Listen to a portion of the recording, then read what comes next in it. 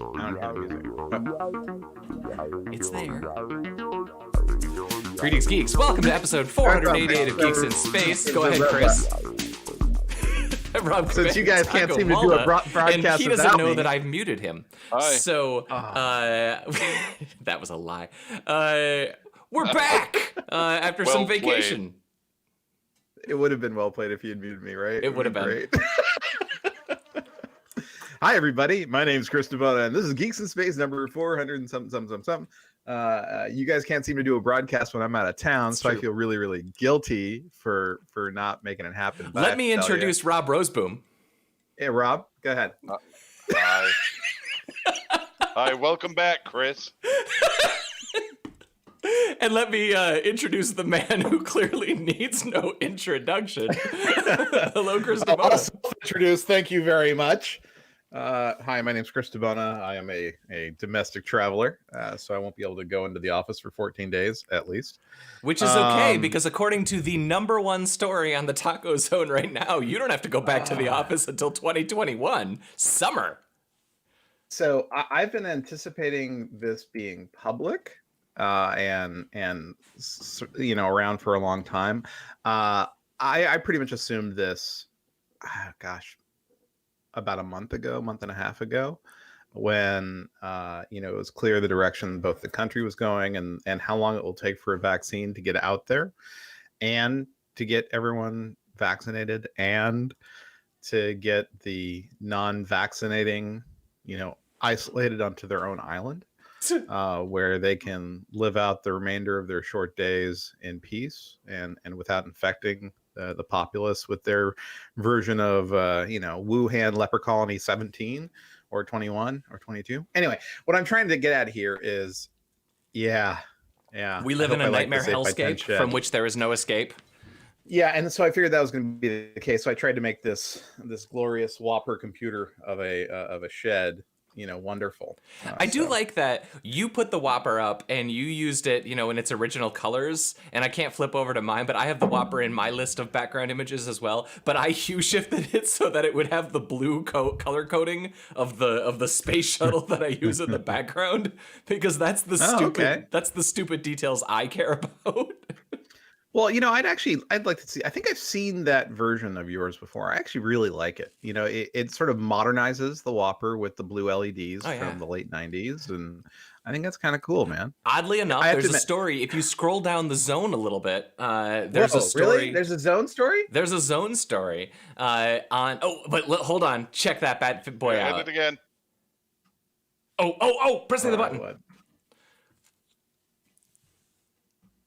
Check that fish out.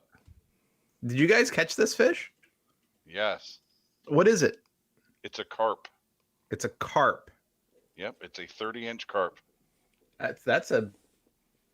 Yeah, well, it's angled, so a 30-degree angle. I guess you take the sine of the other... Yep. Well, Yeah. we measured it straight. You measured it straight. Yeah. All right. Yeah. It's not longer than 30. Yeah, I guess that'd be about right. It was about there. Tip to tail. Yeah. It was also good-looking carp. Did it taste good? extraordinarily thick. Yes. Yeah, it looks thick, like THICC, man. Yeah. That should be wearing sure. some Sour Patch booty shorts. That's great. Yep. All the milkshakes came to the... It's true. Or its milkshake. What am I looking at? Is that yard. guts in the background? Like is that red guts in that thing behind it? You mean its tail? What are you...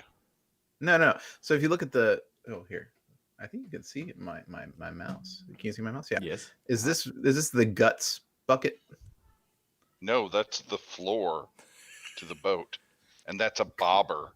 Yeah. Oh, that's a bobber. But what about this stuff here? Is that guts? No, that's just the carpeting. Then how is this so clean? You haven't killed him yet? No, we let it go. You let it go? Yeah. Oh, that was really nice of you. We're not going to eat Well, not until it I don't know if promised, carp's you know, 3 wishes. Oh, Well, it. For sure. I will say, Rob, so Rob had the pole, Rob did the reeling. My contribution to the whole thing was exclusively the net portion of You were it. the netter. Yeah, but Rob, I think that when I netted that fish, that might have been the closest I have physically been to another human that I am not genetically related to. It might be. In like 5 months, because I had to pass you through the hall, through the little gap in your boat there. Right. I was a little Right. stressed. Well, I held my breath the whole time. You know, I did too. I was like, I'm gonna blow out. So there you go. The thing that you don't see from this is, and this is actually I think the funniest part, is that in order to maximize the social distancing of the boat adventures, now we have 2 boats tied together. It's true. So we can now And we're it's all going to be spaced that way out. until June of next year. Wow. Yeah. That's really something. I saw a picture of like 2 boats and people trying to stay away from each other, but I think it's pretty clear you guys are creating a quarantine pod, so you should be okay with that. It's true. You know? Yeah. Yeah. I mean, at this point, well, I mean, the hard part is does Nate have to go into work and mix with the others? You know, or I don't know. That's the question. Yeah, That is the question. He is going to work physically. I don't know how restrictive their policies are, and I know. Like a couple of folks, like Roger, actually, on the boat, he works at a restaurant. He's the highest risk of all of us by some distance. Yeah. Yeah, you have to be careful if your quarantine pod includes restaurant workers. Right, but Yeah, he that's another for captains sure. the other boat. Right. So Oh, that's good. So you can have like an other boat and a clean boat. A you clean know? boat and a dirty boat. Sorry, this is really mean. So I just flew to Florida and back, right, for this vacation. Did you wear the which is plastic thing I face didn't- shield? No, what we wore is we wore safety glasses over our eyes, and we had the KN95 masks for our faces, right? And that's how we did all the flights. And so, because my thinking is, COVID comes in through the mucous membranes. You know, that's how it works. So if I can cover those up, you know, I'm good, right? So that's what we did. And honestly, the beach was incredible. We had such a good time. So. Well, I'd say you look tan, but your lights are a bit on the cool side. Here, let me, You're mark actually a on little my- violet at the moment. Oh yeah, see now that's a tan. That you've clearly Oh seen no, sun. I got a tan. I am a sunned individual. It was grand. I have to tell you, the water was like 80 degrees. And it's like, you know, the thing is, my wife, she's a beach person. She needs to get into an ocean once a year to be happy. And I would like to remain married. So we decided to take a measured risk, even though humans are bad at measuring risk. And I guess we'll know in 4 or 5 days if I made a horrible mistake. You know, but yeah, so there you go. Fair enough. Awesome. That's a great looking fish, though. You guys should be proud. It was the first of 2020, man. It Really? actually the bottom, actually, the picture doesn't give it enough justice. Actually was very orange and yellow. It was really a good looking fish. Yeah. Unfortunately, we couldn't really get together and do the proper photo thing, because we're all like, everybody's like trying to take their pictures like with their phones, like. It was pretty impressive. Anyway, there was a story on there about LEDs, and I don't know how far back it was, since we haven't recorded in a couple of weeks. And we let the LED indicator light go too far. Yeah, absolutely. Yeah, Are yeah. you kidding? There's way too many of the damn things. I actually came down to my office last night. I couldn't sleep, and I came down at like 3 a.m. And it is always shocking to me when I walk into my office how many random things are illuminating little tiny bits of light into the room. So I got like a hub at each end of the room, and like I had a keyboard light on, and my room was like fully lit.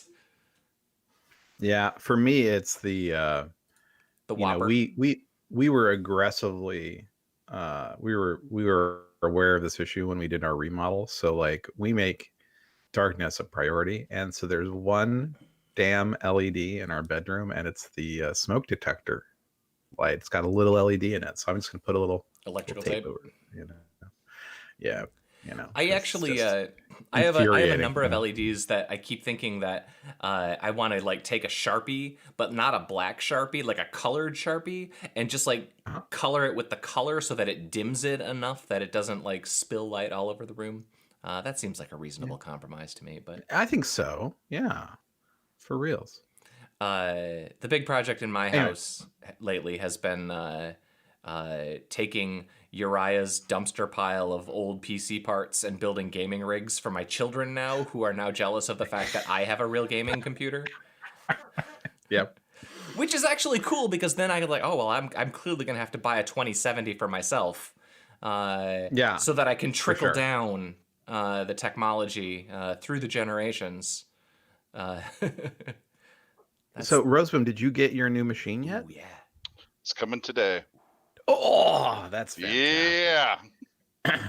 That's glorious. You saw the well, I mean, yeah, that's great. So, what did you end up specking out? I can't remember exactly off the top of my head. It was like a 2070 or 2080. Yeah, it was a 2070 Super. It had a Ryzen 9 in it. That's what I can remember off the top of my head. Because I was looking at parts and then I was looking at a complete machine and trying to match up the most. Yeah. That's cool.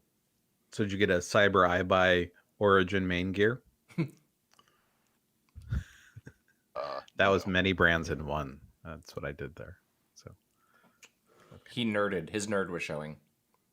his nerd was showing. So there's an interesting article that's on your screen right now about FPGA brute forcing of passwords. Excuse me, I think that's pronounced FPGA. FPGA. So All right. FPGA. So it's just an interesting story, just because they were talking about the power consumption of FPGAs for brute force cracking, like SHA-1 and MD5s and all that.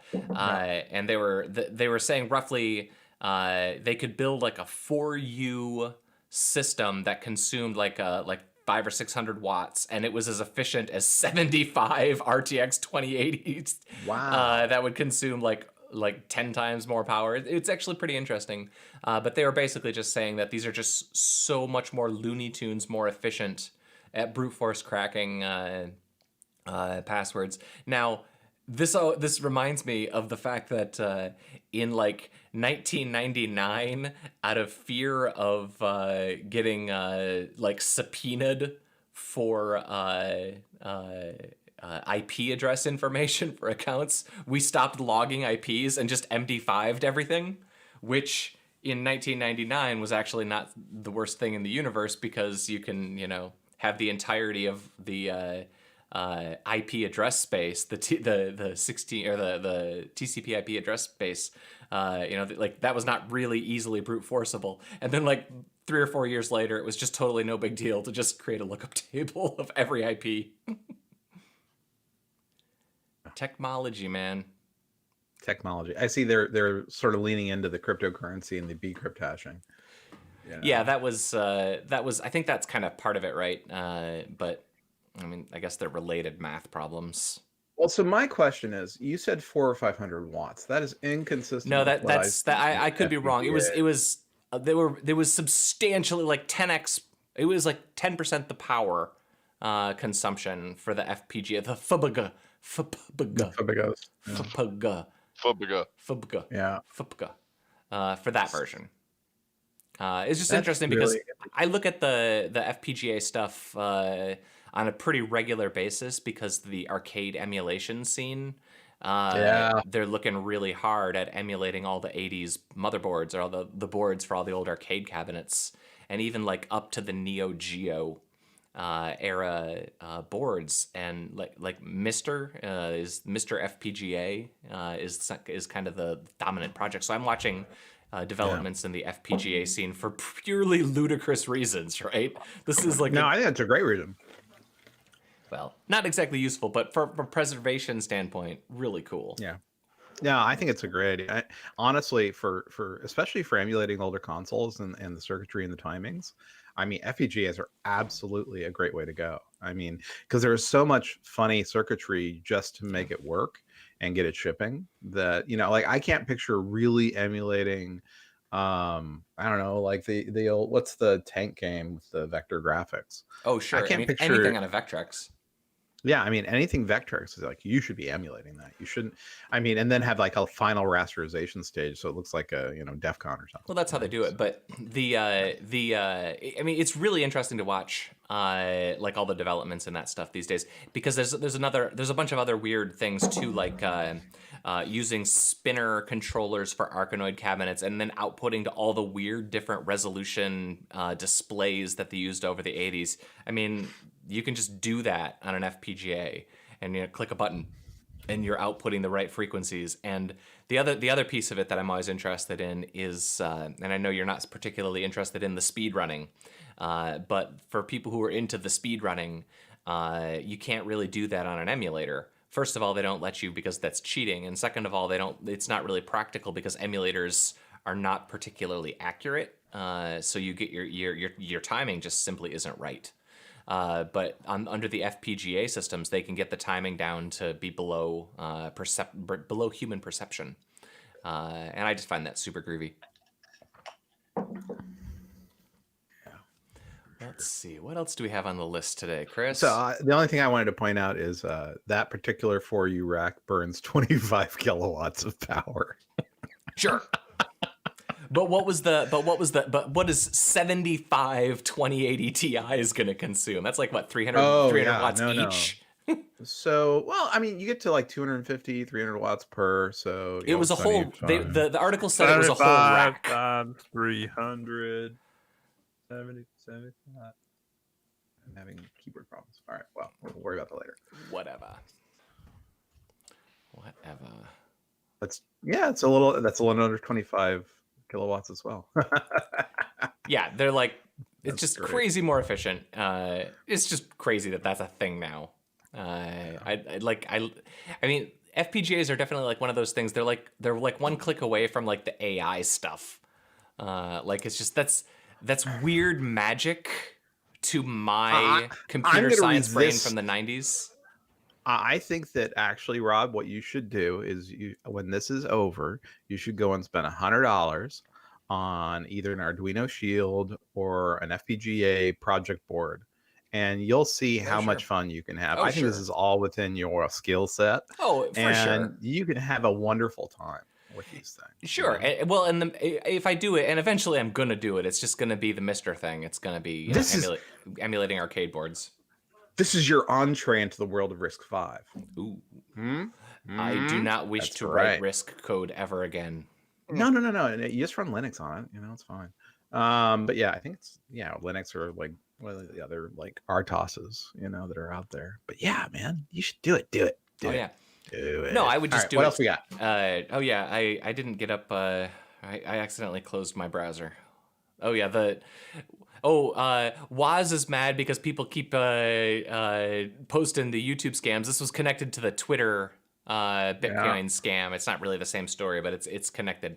It's not really a YouTube story, but it's the same general thing, like scams associated with YouTube. But that poor guy, man, people just dumping on Woz. I hate that. I really like Woz. He is. If you've ever gotten a chance to meet him, he's probably one. I mean, he's a little curmudgeonly from time to time, but he's also one of the nicest people in the frickin' Silicon Valley. I got to tell you, I kind of feel protective about Woz, because like super nice, and his wife, who handles all of his nice media relations, super nice too. Yeah, I remember meeting both of them at some thing, and just he was a neat guy, and he was an advisor to Danger, so he was sort of around the Android ecosystem as well. And it's just, he's a neat guy. That said, I work at Google. We own YouTube. I got nothing to say about this lawsuit, but it's, the story is every not time so I much... see like Elon Musk or him, post anything, then there's like a million like, and I'm going to give you some Bitcoin, I'm like, that's how long we've been offline. That story was 2 weeks ago, and that was a crazy story, right? Because Twitter shut down that's right, a lot of verified accounts. I was pretty excited because I was the only one that could post on Twitter for a while. I could too. I'm not verified. Pretty exciting. Come on, man. Just I can do whatever I wanted. Just you and me, man. The unverified, unwashed, dirty masses. It was like Linux in 1997. Just you and me. And some other nerds. Watching the people really doing things. Yeah, just watching people do real stuff. And no, it was great. It was nice. Mike Tyson is going to fight a great white shark. I bet that's already happened. I don't think so. I think that's in August. Oh, good. I'm looking forward. I think that is a weird story. Can I just tell you this? First of all, what did the Sharks ever do to Well- that guy, right? Well, he's clearly not going to fight a shark. This I is just don't know if they're gonna, have him in a cage and then punch a shark if it gets too close, or what sort of scam the Discovery Channel is running now. Well, they'll But, do something like they'll test the shark's velocity for hitting a wall or something, and then they'll Yeah, prove he something can punch stupid. just that hard. Yeah, I don't know. I Man. don't know. This seems mean. It just I don't. This is not what Mike Tyson wants for his reputation to be punch a fish. I just this is if you're trying to revive your reputation, don't go punching endangered species. Well, I think Okay, he already so- did that with his Broadway show. Did he that punch a did. shark in his Broadway show? No, he has a whole show about his life or whatever, and it's made the rounds for like 3 or 4 years now. No. And he's retired from doing that, and now he's trying to start a cannabis empire in God. California. He owns a whole He's still late to company. that party. He owns, well, he's not late. He already owns the land. He has a concert venue there, and you can rent out like cabins or glamour camping tents and It's hang called out. glamping. Thank you. Yeah, and do all that stuff. So that's what he's doing now. And in his spare time, evidently punching a shark, although he is known for biting too. So Yeah. maybe he bites the shark. I'm not exactly sure. But this is, This is the a Discovery stunt. Channel and It's a whatnot depressing stunt, honestly. have And like, have gone really down the crapper, right? From the fake documentaries about mermaids Yeah. and giant sharks and other creatures. And then we should have Adam in and say, listen, would this have happened during the Discovery MythBusters era? Yes. Yeah. Because this is some BS right here. It clearly you know? had happened back then. it did happen. No, really, because Yeah. MythBusters ended about 10, 11 years ago. Oh, the And that's when Discovery they were Channel just was starting way to over lean by in. then. They were trying Yeah, to lean into the aliens then, right? Or is The that the History first, Channel? I think, yeah, I'm pretty sure Mermaids was the first monster documentary that they did, because they did like 6 of them. I postulate, what year did American Chopper premiere? I postulate that that's the end. Because at that point, Maybe like everything, like half of those shows on that channel became that. American Okay. Chopper's really old though. Okay, know. wait a second. All right, hold on. So Mermaids, The Body Found Mhm. aired 2012 on the Discovery Channel. That's All right, not that long ago. 8 all right? years So- ago. Right. So you're saying that is the day. I'm saying American Chopper. I'm saying, and I bet that's 2006, 2005. I don't know. So yeah, so So the monster documentaries, at least for me, are sort of MythBusters ended 3 entertaining. years later. Yeah. They're sort of entertaining, and it's kind of funny to see the people who don't know that it's a documentary when it clearly is a documentary. But for me, when they really jumped the shark was when they had I see what you did there. when they had the show about the guy who was supposed to be swallowed by an anaconda. Was it That's Mike right. Tyson? No, I want to say that was 3 or 4 years ago, and the shtick was the guy was going to wear an outfit. They were going to go and find a huge anaconda and let the anaconda swallow him. Now, I don't want to get into the biological impossibilities, one of finding an anaconda large enough to eat an adult male, or Was he small? no, or exactly how the suit was going to work. But soon became apparent that indeed they could only find an anaconda that was like 14 feet long. So I think they end up going with a zoo anaconda that was sort of about, I think it was like 18 feet. It was really They big. fed him like a small child or something? Or? And then they put him in there, but his suit didn't have like contained air. It was basically like the armor you would, or the outfit you'd wear when you went dirt biking. except he had a GoPro mounted on his head. So he Jesus. starts to try to get the snake to swallow him. The snake obviously is too small to swallow him because the way humans are built makes it very hard for large snakes to swallow us because of our shoulders. You know, most animals with 4 legs, those shoulders can be pushed in as the swallowing happens, and you can take them easy. But humans are built weird; we're hard to swallow. So That's intelligent design. So the snake, yeah, maybe. So the snake just sort of wraps around him and tries to crush him, and because he's just wearing, you know, like something that would prevent, you know, road burn, road rash, he taps out right away because he's like, "Holy shit, he's gonna crush me." Yeah, and that was the whole show. The end. It was horrible. It's intelligent design because you see in the Garden of Eden, Satan was a snake, and God didn't want him to eat Adam and Eve, and that's why Satan had to work his way up to fruit or pomegranates or whatever. Yeah, there it was, eaten alive. Okay, and this was 2014. 6 years ago.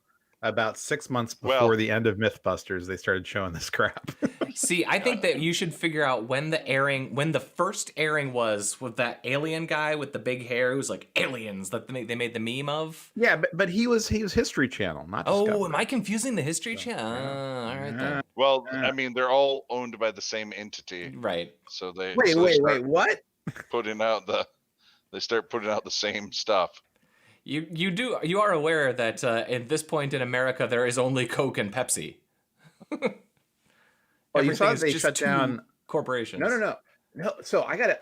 Okay, this probably wasn't on the Taco Zone, but did you know Coke is killing off quote zombie brands unquote? Oh, that's good. Yeah, so they killed off Odwalla. They're killing off a bunch of stuff. It'd be cool if Amazon they are could do that. underperforming. Yeah. Oh man, yeah. I think Wozniak would appreciate if people would stop putting up zombie Bitcoin stuff. But yeah, ain't that the truth?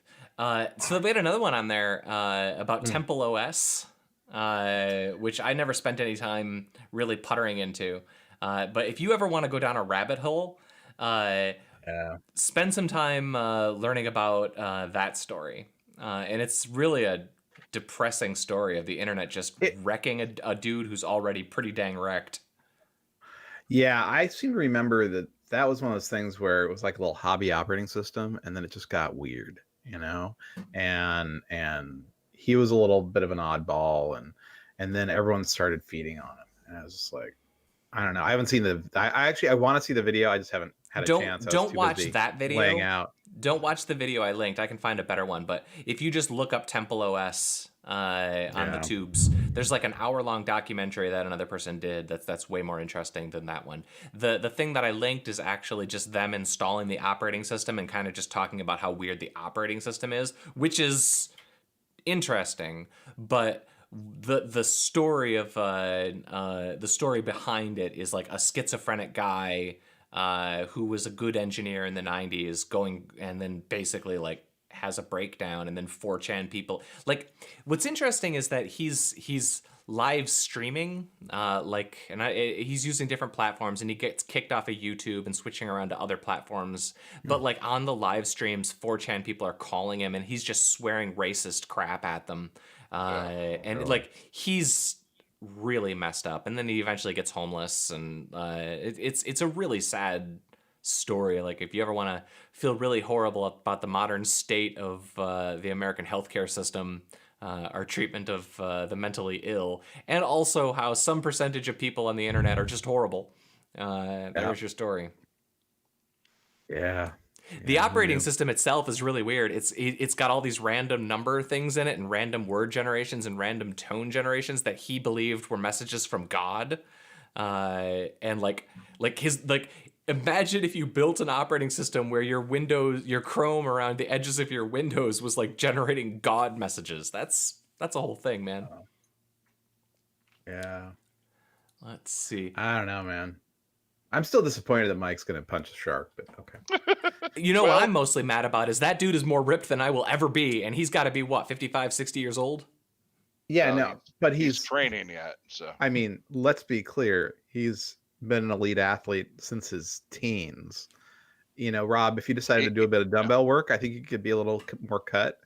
But this guy, I mean, his personality, the rape, the assault stuff, all that aside, physically, he's another, like, he's amazing. Yeah, he's the Right? youngest heavyweight champion Yeah. ever. He was Yeah, I knocking mean, dudes out at 14. and Even also, before he was a young adult. what's the quote from this guy? So there's a quote that is attributed to him. What is it? Everyone has a plan until they get punched in the mouth. face. And I'm like, It's man, true. All right. Everyone's Well, got we're coming up on the 30-minute mark. So the only other one that I wanted to mention is that Tenet is officially delayed, which is good news for me because that was like the one movie that I was like, yeah, I would maybe consider that because I will see Tenet in an IMAX theater because that is what that movie deserves. This is what you should be preparing your projector or 100-inch, LED screen for. Yeah, no, LCD this is an screen for. IMAX movie, man. That's just all there is to it. I got Atmos and a projector that is just waiting for this thing. So yeah, I can't wait to. Yeah, I'm all in. I'm actually looking forward to this movie, and I know I'm going to feel the exact same way I felt after Inception and after Interstellar and all the rest. I'll be like, wow, that was great to watch. What a bunch of nonsense.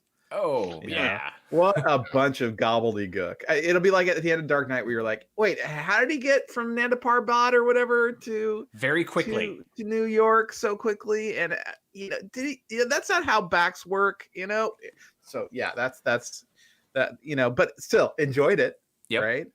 Okay. Also, Bill and Ted 3 is going straight to streaming, so I don't have to worry about that one. That's good. Yeah. I'm glad. I'm really glad. And the Bad Batch, they're doing a spin-off from Clone Wars onto Disney Plus, and I don't know how I feel about that because the Bad Batch wasn't the best story arc in the. Goodbye, Chris. And he's out. And he's hey, back. Welcome back. Sorry, I closed the wrong window. I thought I was closing the Tenet window. Anyway, it wasn't the best story arc, but it sounds like they're moving Ahsoka Tano. Her story will continue in The Mandalorian, and the Bad Batch, at least as a Star Wars story in that era, those were at least interesting characters that I think you can do a good solid kids show with. I don't know if they'll do a better job with it than that, but so it's gonna be animated though. Yeah, it's the Clone Wars style. Basically, in the most recent season of the Clone Wars, they did like a story arc because the Clone Wars always does like 3-episode story arcs. That's just kind of how they always operated in that show. And they took a group of misformed clones, malformed genetic aberration clones.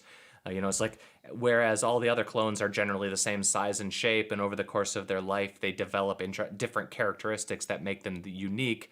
These clones are, there's the big clone and the little clone, and they all have weird abilities, and it's a different take or a different variant on that, and they were interesting enough characters. I mean, really, when it comes to the Clone Wars, I highly recommend you watch every episode that has Ahsoka Tano in it. And other than that, you don't need to watch Clone Wars. But who were they gonna have play Ahsoka Tano in live action? I'm trying to remember. They got the gal from Rent. It's weird. The doctor lady from the Daredevil TV show, Rosario Dawson. Oh. Yeah. The girl who he cleaned the toenails of in Clerks 2.